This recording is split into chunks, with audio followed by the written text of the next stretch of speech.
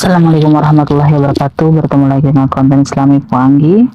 Kali ini saya berharap dan berdoa semoga saudara-saudariku dimanapun berada selalu dalam lindungan Allah. Amin Allahumma amin. Ya benar. Kali ini kita akan membahas kota yang diberikan julukan kota hantu atau kota terkutuk. Ya. Sebelum kita melihat faktanya, ya teman-teman ya, saya akan menceritakan tentang salah satu daerah yang bernama Madain Saleh Al-Ula, berlokasi 300 meter sebelah utara dari Madinah, Saudi Arabia ya. Bangsa Yunan menyebutnya dengan Hijrah, sementara umat Islam mengenalnya dengan sebutan Al-Hijr atau Madain Al-Saleh.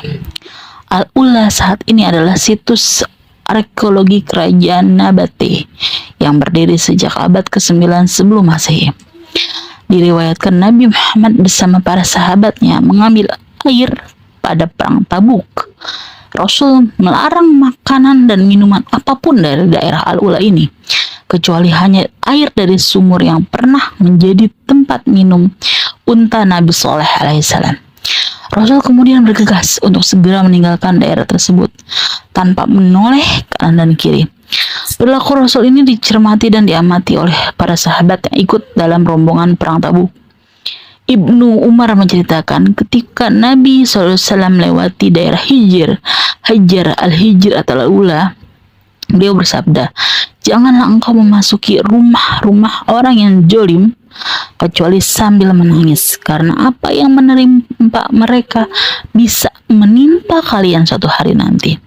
Lalu beliau menutup kepalanya Rasulullah dengan kain selendang dan mempercepat perjalanannya hingga berhasil melewati daerah Al-Ula tersebut. Hadis sahih Ahmad dan Bukhari. Nah, kita flashback ke belakangnya teman-teman ya. 2500 ya. Sebelum Masehi, sebelum Nabi Muhammad SAW baginda Rasulullah tercinta kita dilahirkan, kaum Samud ini adalah sosok pendiri dari wilayah Al-Ula ini ya, Samud bin Abil bin Nuh alaihissalam.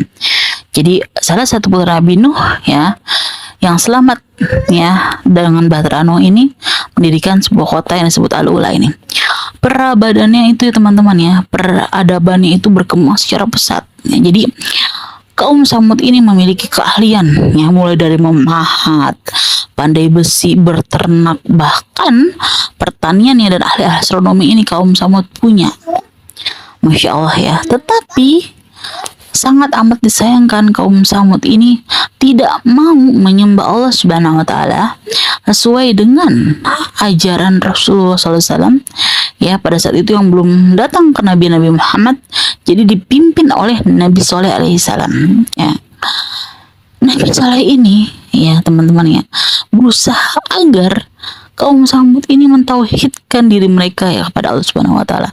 Tapi apa yang terjadi? Dakwahnya Nabi sallallahu alaihi wasallam ditolak mentah-mentah. Bahkan unta betina dari Nabi sallallahu alaihi wasallam itu disembelih sebagai hidangan mereka. Nauzubillah min dzalik. Akhirnya teman-teman ya, ajab Allah Azza wa Jalla itu datang.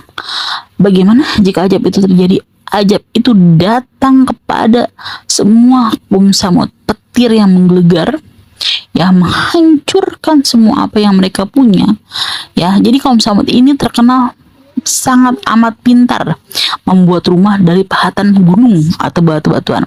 Jadi sampai sekarang kalau kalian berusaha mengunjungi kota Al-Ula, masih banyak ya sisa-sisa peninggalan batu-batuan itu ya teman-teman. Allah menurunkan ajab ya, petir melanda dengan kencang ya, semua bergemuruh, rusaklah semua ya, binasa semua kaum Samud. Nah, pada masa selanjutnya Ibnu Battuta ya, salah satu ulama besar kita juga ya teman-teman ya, bersama rombongan itu melakukan perjalanan dagang ya teman-teman ya. Tetapi salah satu dari sahabat dan segerombolan orang itu meminta agar Ibnu Battuta tidak berhenti di Al-Ula ya. Kenapa ya kan? Konon diriwayatkan sebagai kota hantu terkutuk ya oleh masyarakat Arab hingga saat ini ya. Konon Al-Ula juga disebut sebagai markas jin Jadi setelah ya teman-teman ya hancur lebur dan binasanya kaum Samud ini ya, regenerasi atau generasi selanjutnya itu adalah kaum Nabate dari kaum Samud. Ternyata belum ada kebaikan itu. Masya Allah, na'udzubillah min dzalik ya. Setelah kaum Samudnya hancur berantakan, kaum Nabate penerusnya pun masih tetap memuja dan melakukan penyembahan kepada dewa-dewa dan roh halus. Ya, itu yang menyebabkan disebutnya kota Al-Ula ini sebagai kota jin atau kota berhantu. Na'udzubillah min dzalik. Dari sini kita banyak belajar ya teman-teman ya, bahwa Allah itu tidak akan menimpakan suatu ajab kecuali atas dasar ingkarnya seorang atau hamba kepada Allah Azza wa Jalla. Apa yang telah dibangun dan diciptakan hancur berantakan ya. Rasulullah itu telah memiliki surat bagaimana larang-larang Rasulullah akan kota Al-Ula ini. Sebenarnya teman-teman yang tidak ada daerah ya dimanapun yang terkutuk, tidak ada dimanapun daerah yang dirahmati oleh Allah ya, tetapi semua adalah kembali kepada sejarah. Kenapa akhirnya daerah tersebut terhindari atau dihindari Rasulullah? Karena sejarah yang mencatatkan adalah peristiwa kaum Samud itu ya, peristiwa yang amat sangat tidak bisa ditoleransi ya, tidak mau menyembah Allah Subhanahu wa taala itu ya. Apa yang kita petik dari kita ini makhluk atau manusia atau hambanya Allah ya, yang hidup di akhir zaman, jangan sampai terjadi al-ula di daerah dekat kita ya. Semakin banyak kita memperoleh kemudahan di akhir zaman ini, jangan sampai kita mengkafirkan ya diri kita sendiri. Jangan sampai kita tidak pernah mensyukuri keberkahan oleh Allah Subhanahu wa taala. Sadar atau tidak, kadang kita terlalu mencintai duniawi. Ini kita ini sudah ditinggalkan oleh Rasulullah SAW amat sangat jauh ya teman-teman ya, dari baginda Rasulullah SAW.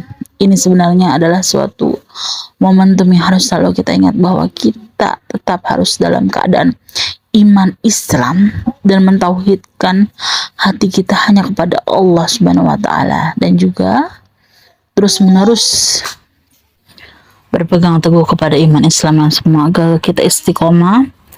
Amin Allahumma amin.